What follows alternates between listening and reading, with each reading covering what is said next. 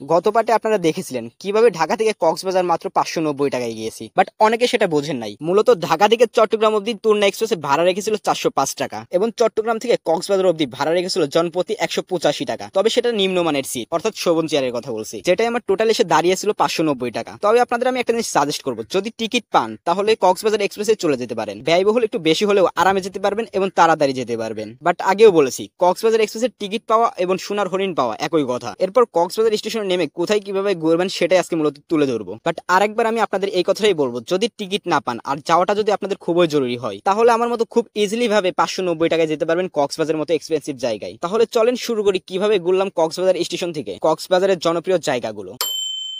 Train থেকে নেমে দেখতে পারবেন অসম্ভব সুন্দর একটি iconic rail station Cox's Bazar station. যাই হোক, এরপর কক্সবাজার স্টেশন নেমে আশেপাশে তাকালে দেখতে পারবেন অনেকগুলো অটো মামা অটো নিয়ে দাঁড়িয়ে আছে, কিংবা অনেকগুলো বাস দাঁড়িয়ে আছে, যেটা আপনাকে মূলত ডলফিন মোড় পর্যন্ত নিয়ে যাবে। এখন কথা হচ্ছে ভাই, কত টাকায় যাবেন? আপনার কাছে তারা ভাড়া চাইবে 90 থেকে 100 টাকার মতো, বাট আমি আপনাদের সাজেস্ট করবো 20 টাকায় যাবেন। সেখানকার লোকাল ভাড়া হচ্ছে 20 টাকা। তাদের সাথে দাম কষাকষি করে 20 টাকার মধ্যে রাজি করিয়ে ফেলবে। এরপর মিশুক টাইপের অটোতে করে সোজা চলে যাবেন ডলফিন মোড়ের উদ্দেশ্যে। যাওয়ার সময় দেখতে পারবেন অসম্ভব সুন্দর রাস্তা, যে রাস্তাটা কিনা উঁচু নিচা। ভাই ডলফিন মোড় থেকে কক্সবাজার রাস্তা ছিল পুরাই জোস। এরপরে যখন আমি ডলফিন মোড়ে নামি, অর্থাৎ কলাতলি বিচের মাত্র 150 মিটার আগে, এরপরে সমুদ্রের গর্জন শুনে সোজা দৌড়ে চলে যায় কলাতলি বিচে। বাট কলাতলি বিচে গেলে দেখবেন আপনাকে অনেক ফটোগ্রাফার ডাকছে ফটোশুট করার জন্য। বাট আপনাদের কাছে যদি আইফোন থাকে তাহলে তাদের কাছে ছবি না তোলাই বেটার। আর যদি আপনারা সেখানে একদমই নতুন হন, তাহলে দেখবেন ফটোগ্রাফাররা কিভাবে মানুষ ঠকাচ্ছে। মূলত তাদের ডিএসএলআর দিয়ে এক ছবি 10-12টা করে তোলে এবং সেখান থেকে একটি করে ছবি চয়েস করার পরেও আপনার অ্যান্ড্রয়েড ফোনে 40 থেকে 50টা ছবি শেয়ার করে তারা আপনার কাছে 500 টাকা দাবি করে বসবে। এর জন্যই বলছি, আপনারা চাইলে আইফোন নিয়ে যেতে পারেন কিংবা ডিএসএলআর দিয়ে ছবি তুলতে পারেন। বাট সেখানে আপনাদের কিছুটা টেকনিক খাটাতে হবে যদি সেখানে আপনি নতুন হয়ে থাকেন। যাই হোক, আপনারা এখন চাইলে Laboni beach, Kolatoli beach, Sugandha beach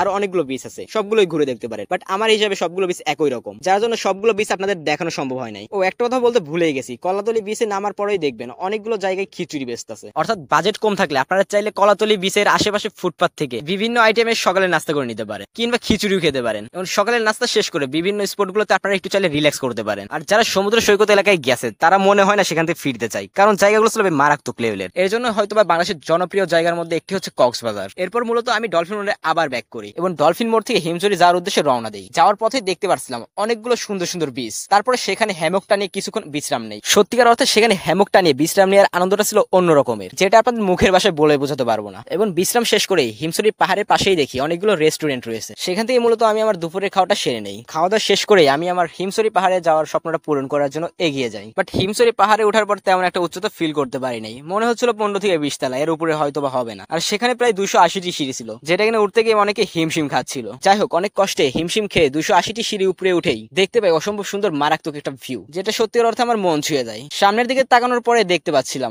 অসম্ভব সুন্দর প্রাকৃতিক ভিউ। মূলত পাহাড় থেকে দেখা যাচ্ছিল সমুদ্র সৈকতটা। বাট আমার কাছে মনে হয় সমুদ্র সৈকত দেখা ছাড়া তেমন কিছুই নেই কক্সবাজারে, থাকলেও মনে হয় না তেমন একটা ফিল পাবেন। বাট আমার কাছে সমুদ্র সৈকতটা লাগছিল বেশ জোস। সেখান থেকে এক কথায় আমার আসতেই মন চাচ্ছিল না, মনে হচ্ছিল প্রায় এক সপ্তাহের মতো থেকে যায়। এছাড়াও কক্সবাজারে আরো বেশ কিছু জায়গা ঘুরছিলাম, বাট পাওয়ার ব্যাংক প্লাস ফোনের চার্জ দুটারই শেষ হয়ে গেছিল, যার জন্য বেশি একটা ক্লিপ নিতে পারি নাই। তারপর হিমছড়ি পাহাড় থেকে নেমে একটু সামনে গিয়ে দেখি এক বিচ, যেটা মূলত একদমই ফাঁকা ছিল। এখানে চাইলে আপনারা ফ্রেন্ড সার্কেল কিংবা কাপল হয়ে আসতে পারেন কিংবা ফ্যামিলি নিয়ে আসতে পারেন, কজ ফাঁকা ফুকা বিচগুলোই বেশিরভাগ পর্যটকরা পছন্দ করে থাকে। যাই হোক, এরপর সমুদ্র সৈকতটাকে ফিল করার জন্য আরো বেশ কিছুক্ষণ সেখানে হ্যামকটা নিয়ে আবার শুয়ে থাকি এবং মাঝে মাঝেই মনে হচ্ছিল আমি হয়তো বা এক অন্য দুনিয়ায় চলে আসছি, যেখান থেকে যেতেই মন চাচ্ছে না।